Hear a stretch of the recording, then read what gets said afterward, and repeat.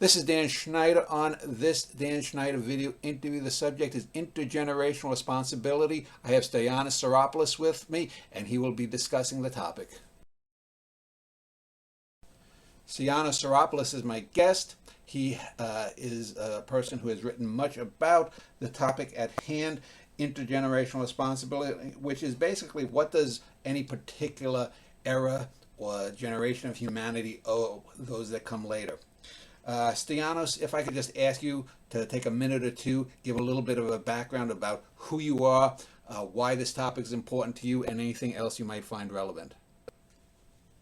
Yeah, well, it's a pleasure to be here, Dan. I think so. A little bit about me. I'm a social psychologist. I am originally from Greece. I did my undergraduate here in the U.S. at a small liberal arts college, Franklin Marshall College, and then I did my PhD at UMass Amherst in social psychology and the psychology of peace and violence, followed by a postdoctoral fellowship for 2 years almost at Boston College.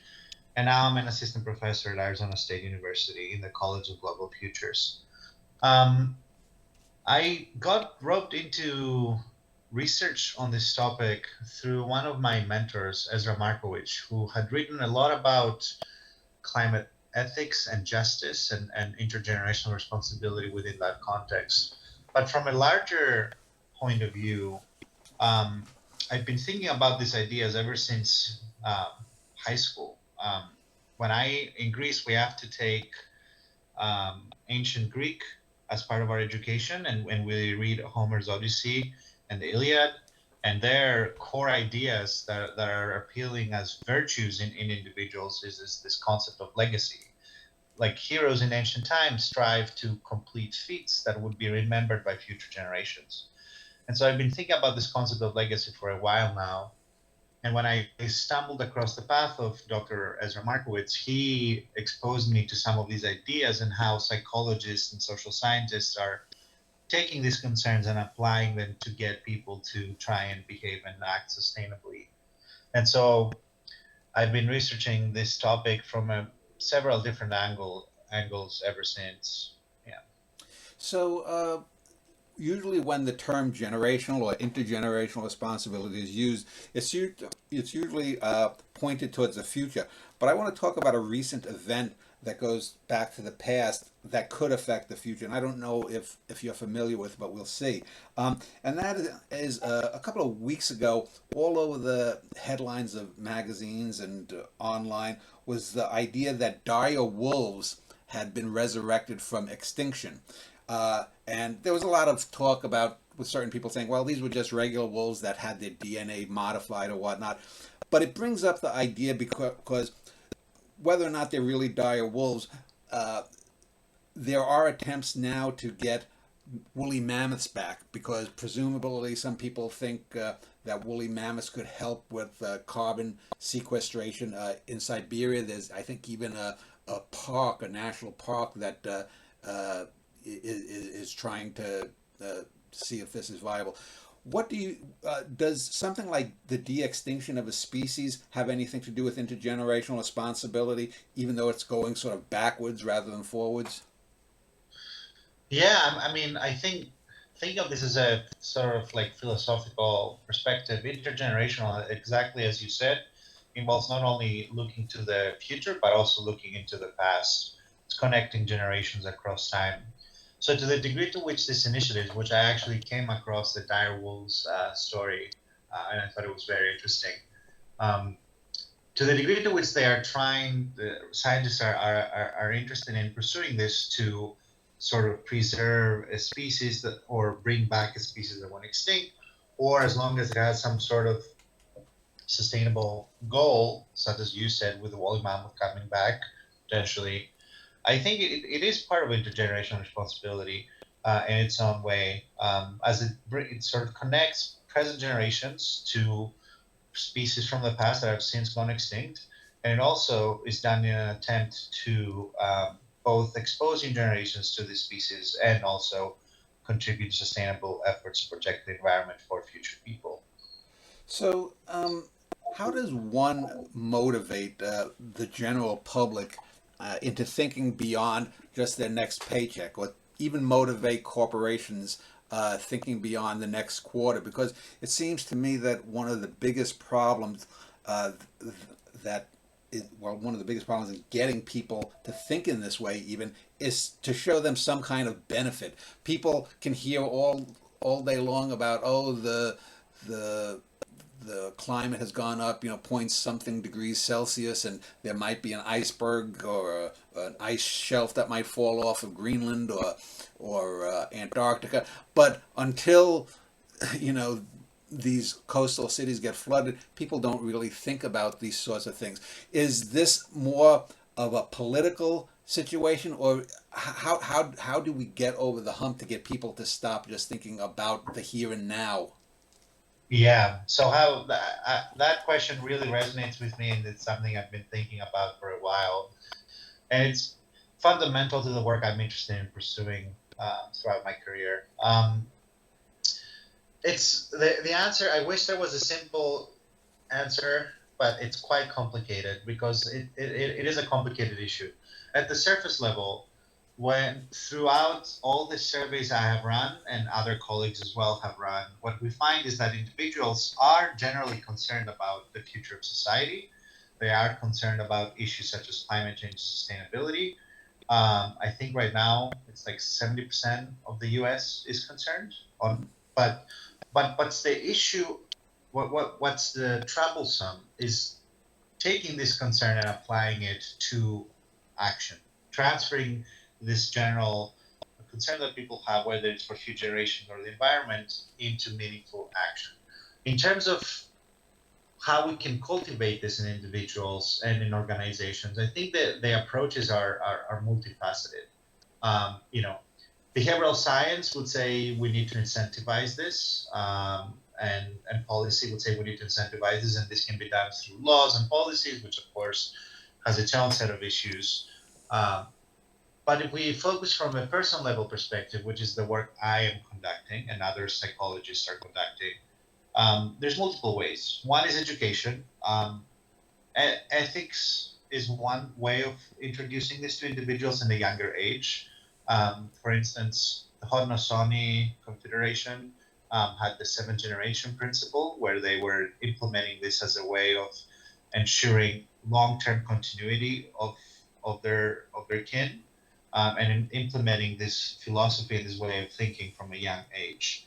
Um, there's rising philosophies like long termism, although there's issues associated with that movement. Some of its specific philosophies and tenets, such as being impartial in how we express concern to all future people, no matter when they exist, and having an obligation to act today to ensure their betterment, is another way. So exposing people to these ideas early. Um, and then there's, from a psychological perspective, there's different emotions that are associated with feeling this intergenerational responsibility. Gratitude towards previous generations and what they have given for us can reinforce this cycle of beneficence, so that if we feel grateful for what we're given by our ancestors, we can then give it forward to our descendants. Sometimes, depending on the issue, anger can also be a motivator. If we feel like the previous generation has not done enough for us, we can catalyze these emotions in people and nudge them towards action. Um, More internally, people tend to have an sort of intrinsic motivation to leave a legacy and be remembered. In the vast majority of my research, which has, I think, as of now, like probably surveyed over like 500,000 people collectively throughout my work, we find that people tend to be very motivated to leave a legacy. Um, and so catalyzing that interest and providing them with ways to turn these concerns into action would be another method. And I think more broadly, there's like some interventions that have been tested, whether it is, you know, having a person write a letter to their future child and reflect on what they can do today, that has been shown to have some action in the near, in the present. So such as people are more likely to donate to specific causes, or endorse and support different policies. Um, those are a few of the ways that this has been tested and shown so far. But I think moving forward, it's important to try and think about scalability and how we can take this from just the lab to the real world, where I think this needs to be scaled up with technology, incentives within organizations, laws that sort of reinforce and incentivize this um, through, maybe tax cuts or tax benefits for corporations who act sustainably, or carbon taxes, for instance.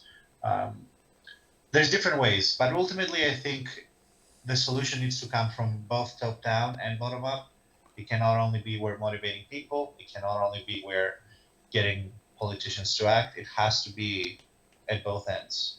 Um, because ultimately, we need people to express these concerns through their actions.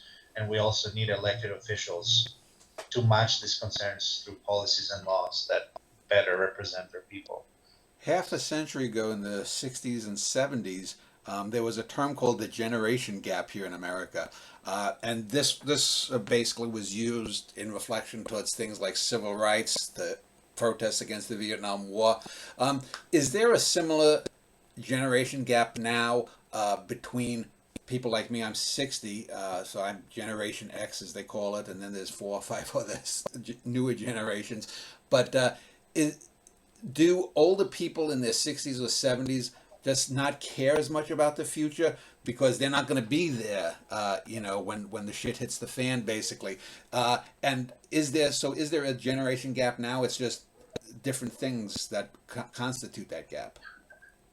Well, there's also not a simple answer to this question because, for better or for worse, the empirical findings on the subject are very mixed. There's some research that suggests there is a gap. There's some research that suggests there isn't.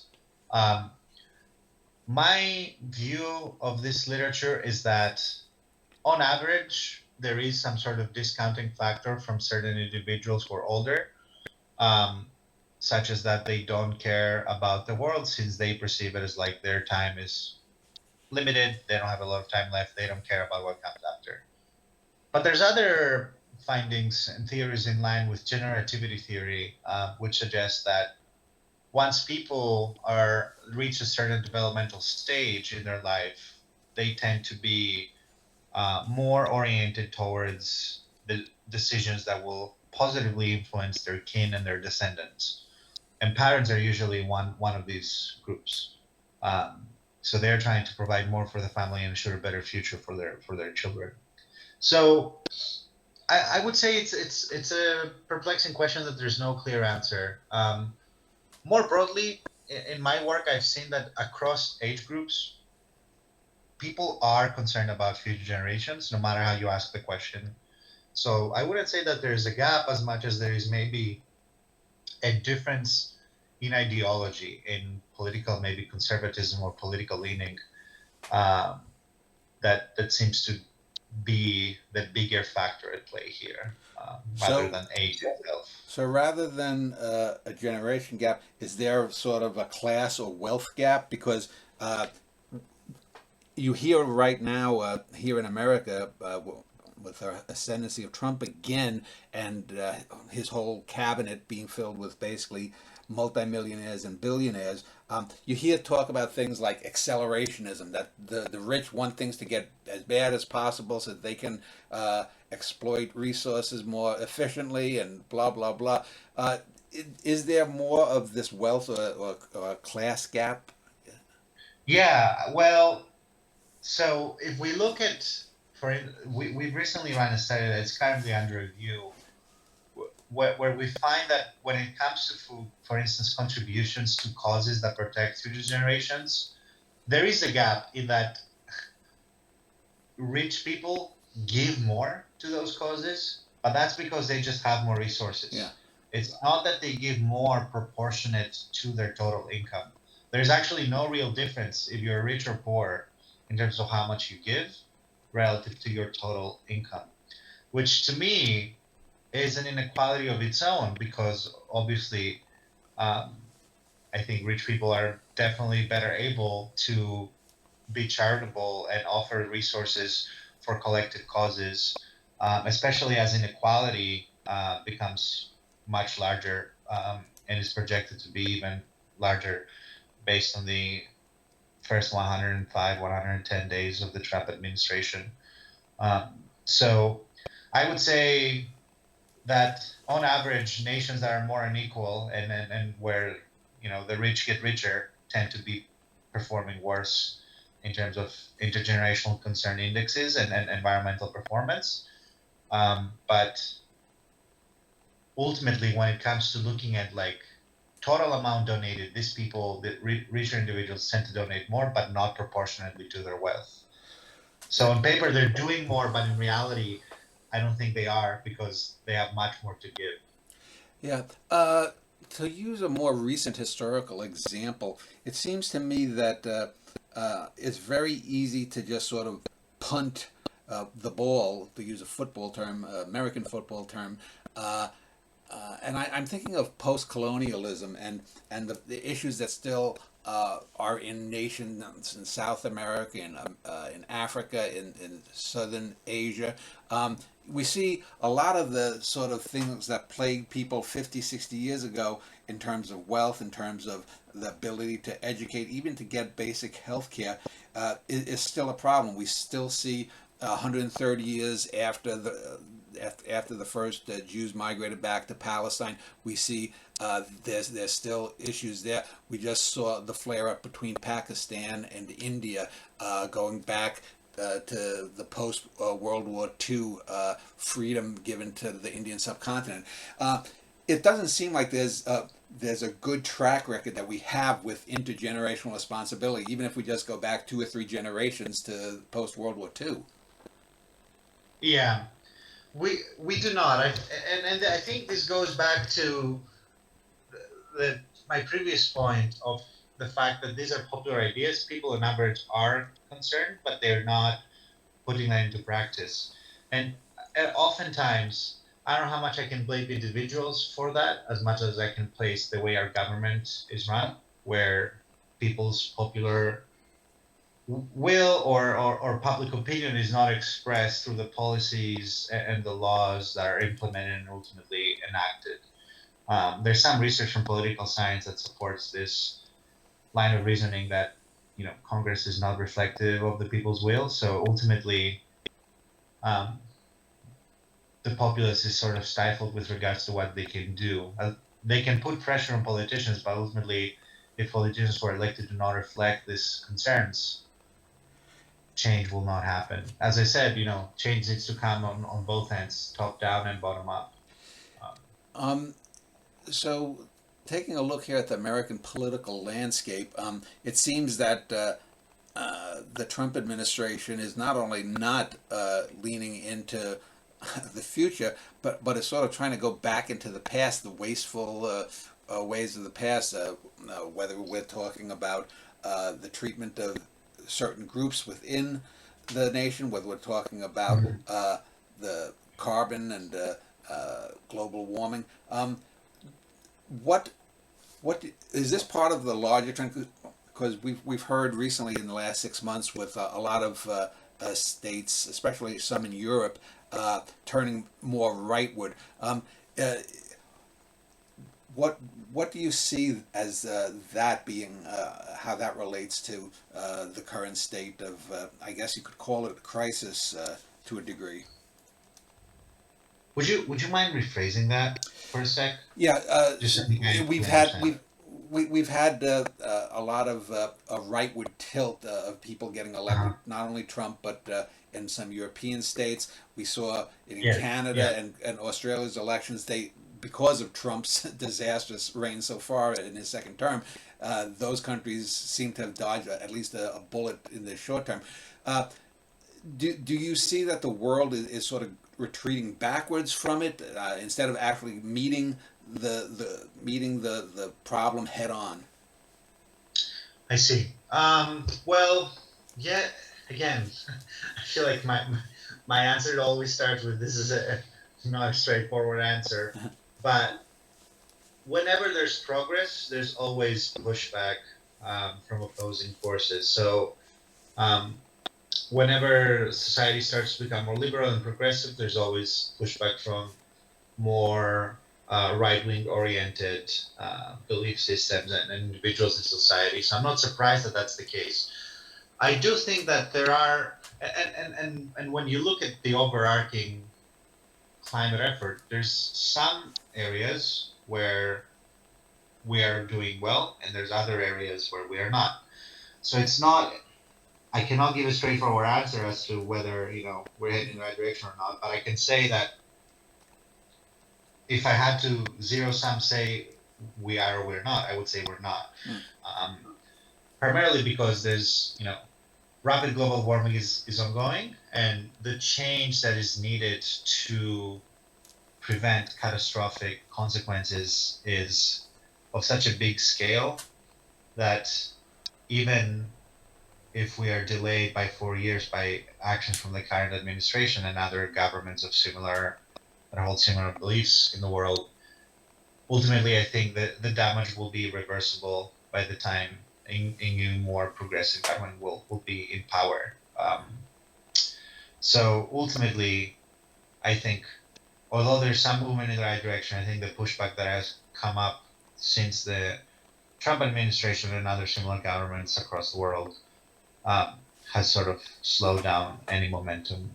I don't know. For instance, like we see this news every other day with USDA grants getting canceled. We see this with climate change not being recognized on the government's website as a topic, or the attitude towards Greenland, wanting to annex Greenland, primarily because through climate change, natural resources will become more easily available. So that being a strategic point potentially. So I do think that from a climate angle, the stance of the current administration and other administrations is definitely not happening. It seems to me that we need a world war level type effort that all the major nations just devote as much resources as if they were fighting off, say, an alien invasion or something, and that, or maybe something like the moonshot, the Apollo missions, the space race of the '60s, where you get all of the nation behind it.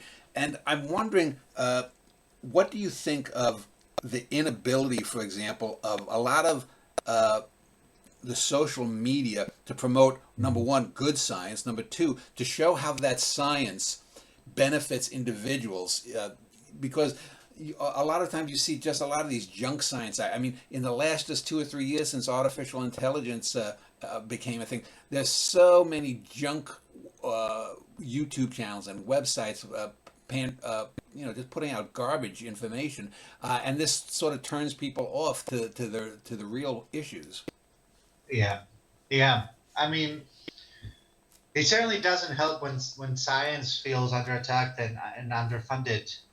Given recent events with grants getting canceled left and right in the National Science Foundation, National Institutes of Health, NASA, USDA, military, all of those. So while it does, I mean, it's like it requires a massive global scale World War III level effort for sure, because it's not just large polluter states or large emission states and nations that need to change their patterns and their laws. I think that the change needs to be collective across the world. There are some countries that have taken the front and have already adapted, but ultimately, if climate change is a global issue, it's not a country specific issue. And so, on the one hand, there's a need for these efforts, and then going back to your previous point about how administrations like the Trump administration are halting this, while you and I and scientists, like majority, 97 or 98% of scientists acknowledge this, I don't think the recent situation with how funding for research and availability of research has been impacted serves this cause. It only hinders it. So let me just turn slightly here. Another area that is of concern, but not generally thought of as an intergenerational concern, is the coming online of artificial intelligence. It's not just artificial intelligence to make silly things for websites or YouTube channels, but artificial general intelligence. And you hear all of this kind of stuff about, oh, it's going to accelerate the human. People like Kurzweil, Ray Kurzweil, would say, we're on the cusp of a golden age and whatnot because of this. But it seems to me that artificial intelligence demands that we get out in front legally and ethically in front of this. In that, if, for example, and this is something I don't hear nearly enough, we hear all of the sort of Terminator-like scenarios about AI taking us over and whatnot. And I think from what I've read and from what my discussions with some people in the know, that's probably a bit more overblown, but it sells, in the media. I think a more interesting question is, if we do create artificial intelligence and these are rational beings, they are going to de facto be alien. Even though we made them, they're not going to be humans.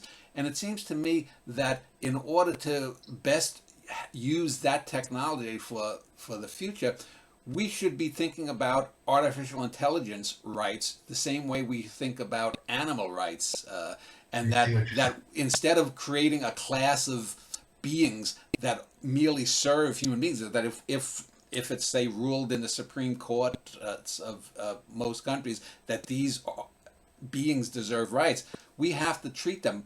But again, with those rights. But again, we don't even treat all humans that way. So we're at that kind of a dilemma.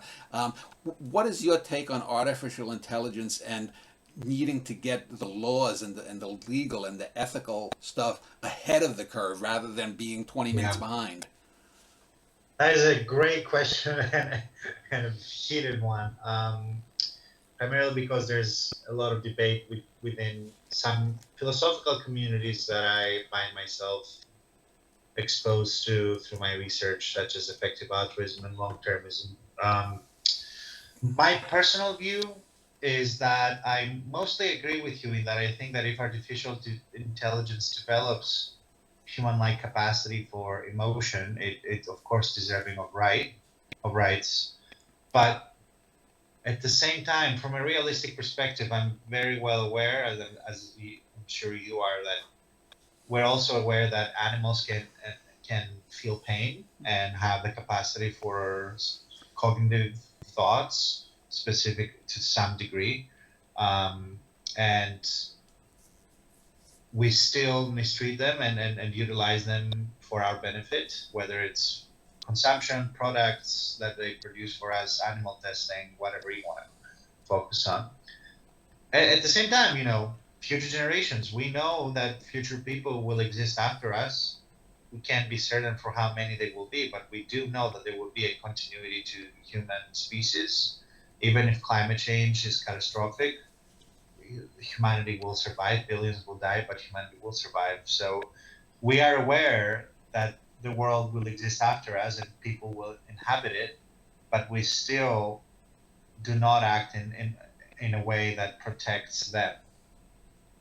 So on the one hand, I do agree with you that we should go ahead of the curve and understand how we can best advocate and humanize artificial intelligence if it has those capacities and when it has them.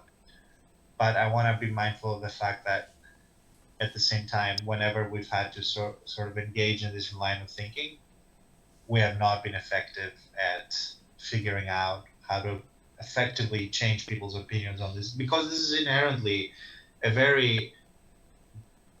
topic that has a very diverse array of thought, depending on who you are. People's opinions can vary a lot, because this is inherently a question about morality, and morality, at least to me, is highly subjective. And even with present entities that are human, like, we know that we have, like, one of the most fundamental findings from social psychology is in-group bias. We tend to like people who are more like us, look more like us, share same opinions like us more than people who do not. And so understanding how in-group bias influences our thinking and how much our sort of moral circle expands to include different entities, even though I agree that we should go ahead of the curve and, and, and, and think about AI rights, I'm very doubtful that we will, given how society has operated so far. And, Um, and I don't know if you're aware, but in 1820 there was a case, I think it was the U.S. versus Dartmouth University, which gave corporations personhood. This was over 200 years ago. So it's just ironic that you have this mythical construct of multiple human beings being considered one entity, yet we don't extend the rights to actual other living beings, much less artificial beings. yeah, yeah, that's interesting. I didn't know that. Yeah. So I wanted to talk about a couple of examples of long-term thinking, as you have called it, and uh, what you see as the successes or not of that. Uh, the first one is generally considered a failure, and that was the Chernobyl accident 40 years ago in the old Soviet Union. And one of the things, though, that it did bring up apropos to our subject is how in the world do we deal with our stores of toxic chemicals, nuclear Hmm. waste, not to mention frozen samples of deadly diseases that we have?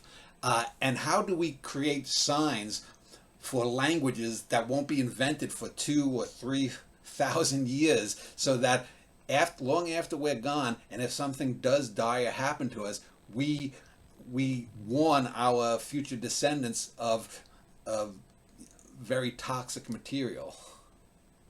I mean, that's a great question. I mean, and I will answer this with the very strong caveat that I'm not a expert on, you know, Mm-hmm. soil science or toxic waste storage or any of those topics.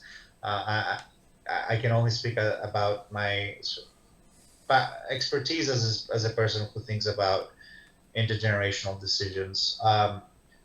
My thought is that we should always approach this based on um, a way that adheres to principles of sustainability first, and then follows what is more profitable and makes more sense for the present generation.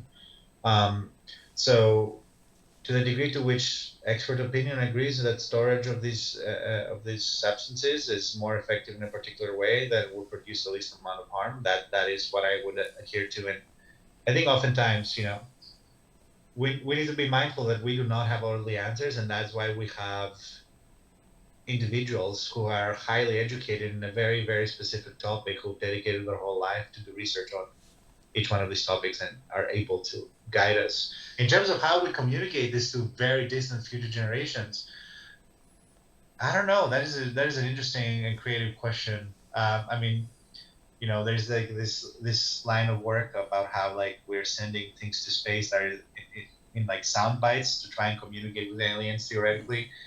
Um, I would say, you know, there are some universal signs that something is dangerous. I feel like most people, if they see a red sign with Yeah. like an exclamation point, would say like, "Hey, stop! Think about what you're doing." But if we're not speaking the same language and we're communicating using different symbols, I would have to rely on some sort of sign that communicates that something is dangerous and potentially radioactive, more so than language, theoretically speaking. Yeah. Or maybe it could be some kind of musical cue or something. Music sometimes can communicate in a way. Yeah, that's what I was referring to. Yeah. Yeah. Um, so on the other end of that, uh, I think it was a couple of decades or more, maybe 25, 30 years ago, up in the northern Arctic islands of Svalbard, there is what's called the seed bank, which, if there was some kind of, say, drop in the bumblebee population, or animals that, or insects or other animals, hummingbirds or whatnot, that help propagate a plant reproduction, that we do have tons and tons of stored material, not just the actual seeds, but Hmm. also the genetic codes of things that we've decoded up there. Yeah. What is your take on the World Seed Bank, as they call it? Yeah, I have seen that because I mean, on the one hand, I think it's a very good intergenerational initiative to begin with. Mm-hmm. Um, and also, it's often covered in like science fiction stories, which and like dystopian and utopian stories, which I tend to like. So I've come across it both from a scientific point of view and from a like you know fiction point of view, and how it's used in stories. But I do think it's a great initiative. They're trying to preserve specific plants and materials in the case of you know mass extinction, so that future people and future generations can have access to them. I think it's great. It's a long-term intergenerational initiative that can have a positive impact. One thing to consider though is who gets to decide. I truly don't know, Uh-huh. and that's the limit of my knowledge. And I want to be aware of that. Is that I truly don't know who gets to decide what goes in there. And so my only perspective would be that experts from across the world and not just major powers get to decide that just from a perspective of equity. But I'm hopeful, and I want to yeah, I'm hopeful that that is already the case, but I don't know.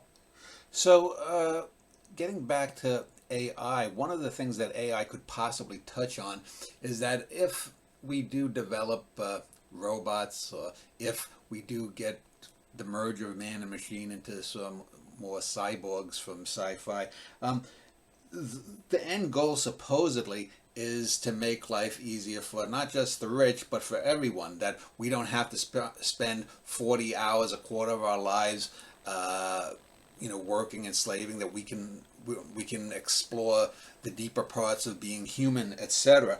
But it seems to me that and one of the ways to do this, people have proposed, is universal basic income, or UBI. Mhm. Do you think that universal basic income is a good thing, and do you think that eventually humanity has to move in that more of that direction, in say post capitalism, or what are your takes on, I guess we call the financial future?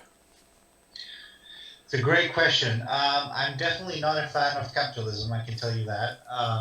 But I think that if in the way society and technology is evolving, um, we're moving towards a society where AI will overtake a lot of jobs, maybe even mine. I hope not, because I value human thinking, and I think it has the ability to be more creative in a human way than AI. But I do think in that case, basic human income for everyone would be a necessity. Otherwise, it would be unclear how people would be able to sustain themselves. And I say this because I am a firm believer in fundamental human rights, such as the ability to have shelter, food, water, freedom of expression. And so, to the degree to which, at one point, even today, in some cases, a basic universal income is required for people to achieve those things, I'm supportive of it.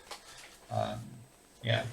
So, to echo back to what I had said earlier about the generation gap, another term that was tossed around back then was the population explosion. And one of the things that I find kind of humorous is people like Elon Musk and a lot of other people, usually the wealthy people, uh, will be talking about, oh, the population rates are declining in the civilized world. Usually, most Mhm. people say this is because when you educate women, women choose not to have 5 or 6 babies. Maybe they'll have just one as a replacement. Japan is aging, Russia is aging, the Yeah. populations are dwindling. Whereas in quote unquote third world countries, in Africa, countries with darker skinned people seem to be booming, and this seems to me to be at the heart of this what I think is a fake crisis of supposed population decline. Do you see that as being something really that is an issue, that rather than a population growth going out of hand and the squandering of resources? I think that's actually probably a good thing. Having as we From a keep saying, sustainability perspective, it yeah, is for sure. yeah. If we go from two and Um, a half to 3 billion, up from what we have at 8 billion now, or 9 billion, whatever it is, I mean that's lessening the carbon footprint. Yes, exactly. I agree. I mean, I think it's a, there's different scales to this problem. If we look at this at a global scale, I think in general, a smaller global population is better because the carbon footprint of the planet is less. If you dive into the population in specific countries, of course, some countries are bigger emitters slash polluters than others. Um, and of course, if countries that are not big polluters are the ones that have a population decline, then I don't know if that's necessarily a positive, net positive or not. But if countries do have that, then I think that's great. At the same time, if you look at this from a social perspective, the argument that people are saying is that this overarching identity that we have as a nation, so if you're an American, if you're Japanese, if you're Indian, is shaken if you don't have collective continuity, which is the declining birth rates are contributing to. And I can understand that for some people that's creating a sort of existential threat about the future of their nation. I am I believe in multiculturalism, and I'm a proud Greek. I am not yet an American citizen. I'm a resident. I have a green card. So I'm also, I've been in the States for 12 years now. I'm married to an American person as well. So I'm also committed to and hoping that the U.S. will survive and thrive. So I don't think the answer is to necessarily stop having children altogether, but rather I think the answer is to educate people on how to do so responsibly, um, to understand what it takes to have a society where mothers are able to take time off and fathers are able to take time off as well to raise their child effectively and with care rather than having like basically virtually no time off. Um, I also think that we should be providing more affordable, accessible education for that child and meals to nurture for it. And incentivize it for families to have children. It's not affordable to have a child right now. And I'm saying this because my my parents are expecting a grandchild in the future, but I keep telling them it costs nearly $1 million to raise a child until from birth to like 18, and I just as a professor I can't afford that with my salary. Mm. So I think it's a multi-tier, multi-level problem. At the global level, again, I think a smaller population is better for the planet for sure. Um, Especially when our planet is not running with completely on unlimited renewable resources, and the resources we use are zero sum. So the more we use them, the less we have. So But when I think about it at a more local scale, I think I'm okay with the population growing as long as it is incentivized and newer generations are able to thrive and live a good life start to finish, which I don't think is happening right now. So, mentioned earlier about the space race of the 1960s and 70s, and everyone now agrees that that wasn't really motivated by science. It was basically a giant dick waving contest between the Soviet Union and the US who could get to the moon first. Rah, rah, rah. Um, but a lot of people nowadays do say that it is vital for humanity to become a multi-planet species and then a multi-stellar species so the species to survive 10,000 years from now. 10, Mm-hmm. we're not going to have people just living in Kansas in 10,000 years. That's going to have to move out. But given how we have been talking about, and this one of the major portions of this topic is the waste and the pollution and that we have wrought upon the planet at this point. Is it ethical even now for humanity at this stage of development to try to explore and the near cosmos, much less the farther away, because we haven't done the particularly good job here. How many planets are we planning to screw up? Yeah, that's a fair point. I think there's two ways to look at this. One way is that doing so is bad and it's detracting attention from present problems that have to do with our planet, and that they should always come first. So that sort of perspective and visualizes any sort of space activity and research and efforts to explore and expand humanity in space as a sort of zero sum against sustainability for our planet. I think that perspective is a little bit too naive and simplistic, and instead it's, as most of the answers I've given, a more multifaceted and complex issue. On the one hand, if we're doing this as an escapism strategy and putting all of our sort of our eggs in the basket of space, I don't think that's constructive, and I don't think we will advance fast enough to be able to survive, and that we're ultimately, like the movie Don't Look Up, pushing away the inevitable climate doom and deterring attention from more important issues.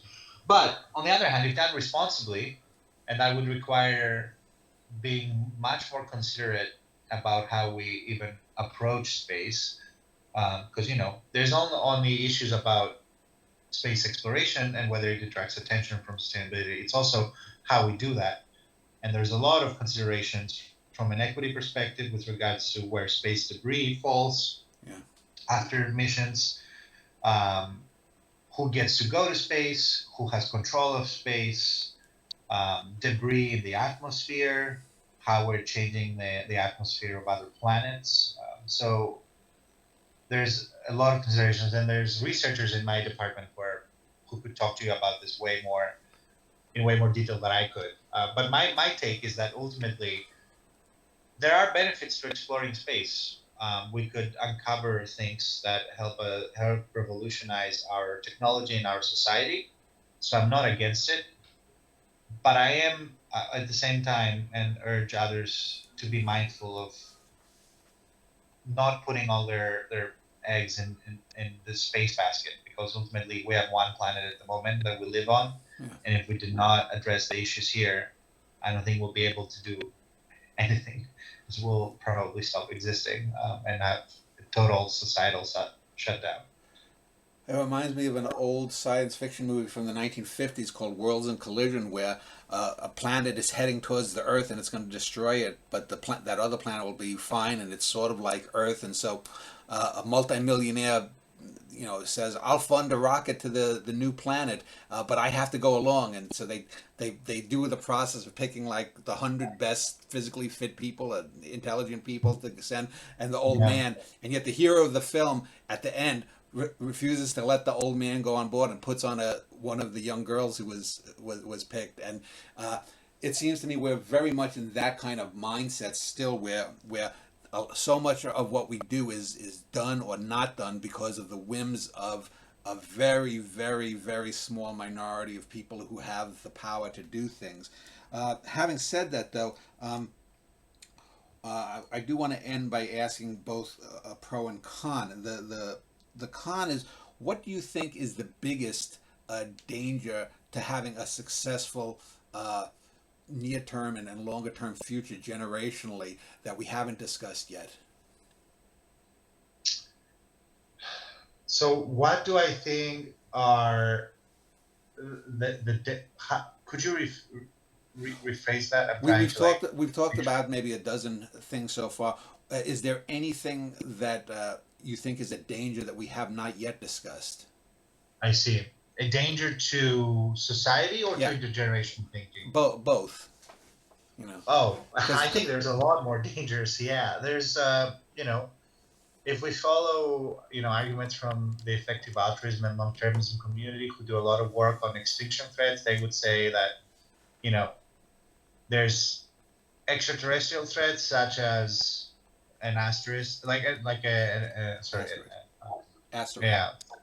Asteroid. Asterisk, sorry. An asteroid falling on Earth. There's like super volcanoes on Earth. That both of those are potential extinction threats. There's also pandemics. I mean, we saw how the world reacted to COVID, and we right now have a government that is I saw that the other day, that one of the sort of health initiatives, so that is your patriotic duty to be healthy. Yeah. without any guidance or implementation or policy or measures to promote that.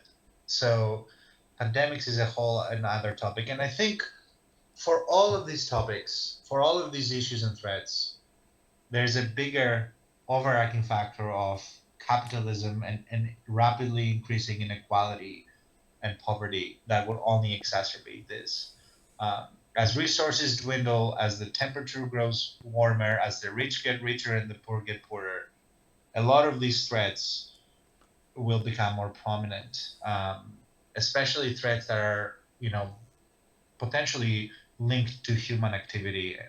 For instance, like we can't control whether an asteroid will collide with the Earth, but we can control when and why diseases spread and become and spread across the world, when and why humans act sustainably or not, uh, and so on and so forth. So that is my take with regards to that. What do you think of things like this? I think they call it the extinction clock. It's sort of this thing where, oh, we're 3 minutes away from it. It seems to me that even if it's well motivated, it seems to trivialize things.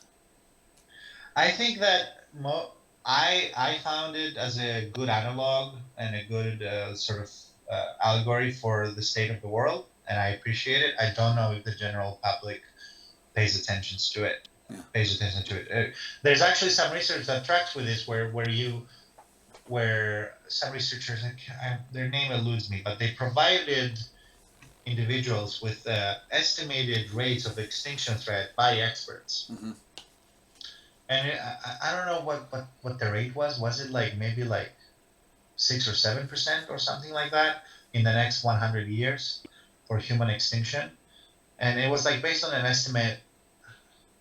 I don't remember the precise estimate, but it was greater than like 1, 2, or 3%. And people discount that because that seems like it's very low. But in reality, if I told you that there's like greater than 1% chance of all humanity going extinct and all humans perishing, that's pretty important. Yeah. And we should take that 3, 4, 5% chance or whatever the estimate was pretty seriously. And I think this is what the clock is communicating. But I don't think the public are attuned or are, in the society we live in with all the multisensory experiences and threats and things we have to face day to day. I don't think they are either attuned to it or paying attention to it. So to end this show, let's just sort of flip it around because we've been more on the pessimistic side. Are there 2 or 3 things, 1, 2, 3 things that you can think of that are optimistic pointers toward the future and sort of this intergenerational responsibility? Yeah. I would say one, to maybe shoehorn in my research here, I would say that with work I've done throughout the world, and I've in work that includes large data sets that governments have collected and I have reanalyzed, we find that people are motivated to protect future generations. This is a shared value. It has been shared, and we have reflected on it and written about it for thousands of years since the early human societies. So this is something that we all possess. It's just a matter of getting that and turning that into action. The foundations are there. So that's one cause for optimism in on my end. The second one is that we have the ability to create a more sustainable society. We have the technology and we have the motivation. It's a matter of coming together as a whole and requesting that and putting that forward as a primary concern to our elected officials.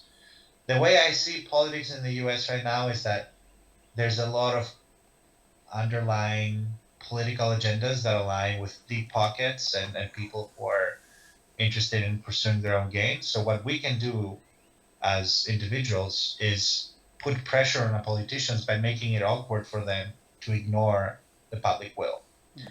And so there has been in recent times a lot of effort and a lot of collective action expressing that dissatisfaction. So that's the second thing. And I think the third thing is that despite everything that's going on in the world, humans have overcome crises in the past. We have, the world suffered from COVID, but we were able to develop a vaccine. Other diseases came and went. We had global conflicts, but then ultimately resolved them. So, given the given previous events in human history, we have evidence of successes, and I would rather hold on to that than be pessimistic. That and I would hold on to that as a way of realizing that our ancestors faced similar extinction concerns and overcame it, and we should try to do the same. And because we're not only living for ourselves, we're living for our ancestors, we're also living for our descendants. And we have to keep that in mind when we make individual and collective decisions. And it just occurred to me as you were speaking that a lot of what you were saying about the intergenerational will to actually think about this. Religion has a lot of those qualities. I'm not religious myself, but at its best, it seeks the reason we want people to be in our religion is because we think it's better for them. You know, you'll meet Jesus or Mm-hmm. Buddha or whatever it is. Yeah, But it seems to me the trick is how to take those impulses that historically get corrupted and prevent them from going off the rails, so to speak. exactly. Yeah. And as you said, there's a lot of passages. I'm Greek Orthodox, so I can't speak about other religions or other sects of Christianity, but there are passages in the Bible and writings that reflect this intergenerational responsibility and intergenerational concern. And so it's a matter of catalyzing this existing knowledge and this motivation that people have and have had for thousands of years for the betterment of society. And we can do that bottom up by translating our concerns into action and by necessitating that. But people in power, whether they're religious leaders or politicians, also have an obligation to the people um, to reflect that through their decisions as well. Well, Stiana Saropoulos, thank you for speaking for about an hour. I will link to your ASU page so people can find out more about you. Thank you very much. Thank you. I really appreciate it.